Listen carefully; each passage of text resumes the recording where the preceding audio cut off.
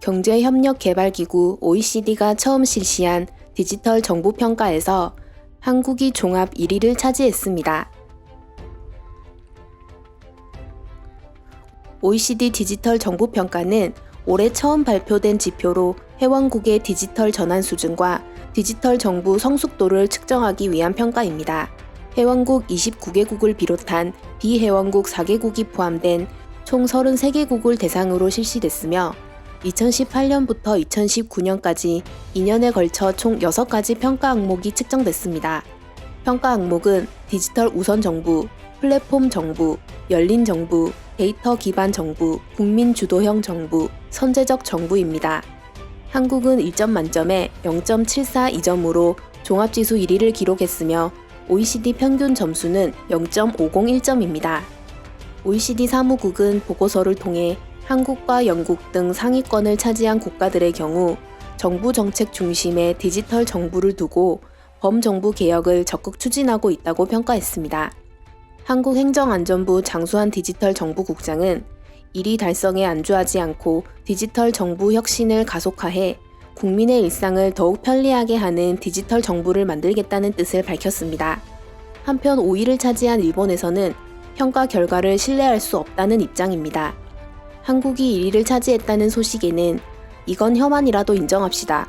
한국의 디지털화는 일본보다 훨씬 앞서 있습니다. 라는 반응을 보였으나 일본이 5위를 차지했다는 점에 대해서는 일본이 5위라니 믿을 수가 없네요. 더 아래라고 생각합니다. 일본이 5위라니 꼴찌인 줄 알았다라며 일본 정부에게는 5위라는 순위가 능력에 비해 높다는 반응을 보였습니다. 실제로 일본의 니온 게이자이 신문에서 조사한 바에 따르면 현재 일본의 국가 행정 절차 중 온라인 진행이 가능한 부분은 전체의 10%에도 못 미치는 7.5%로 알려졌습니다. 이는 약 20년 전부터 전혀 개선되고 있지 않은 아날로그적인 시스템 때문입니다. 스가 요시히데 총리는 취임 전후로 일본의 디지털 패전 극복에 힘쓸 것이라 밝히며 디지털청의 신설을 새로운 정책으로 내세웠습니다.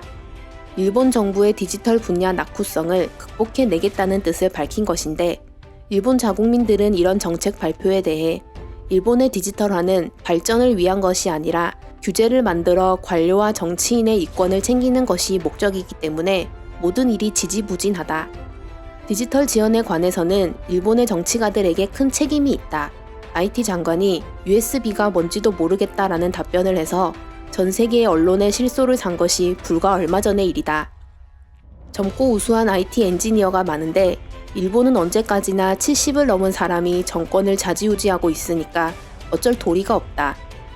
일본은 여당의 정치가 바보라서 후진국으로 몰락해버렸다. 일본을 때려 부순 것은 자민당이다. 발전시키거나 키우는 것을 못하는 정치 집단이다.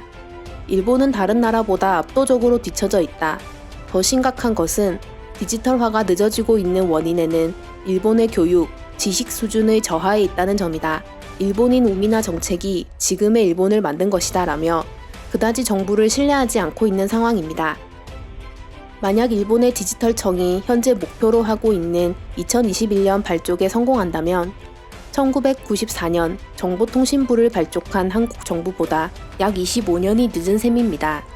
한국의 IT 기술이 전 세계로부터 인정받고 있는 가운데 이미 늦을 대로 늦어버린 일본의 디지털화가 얼마나 성공할 수 있을지 의문입니다.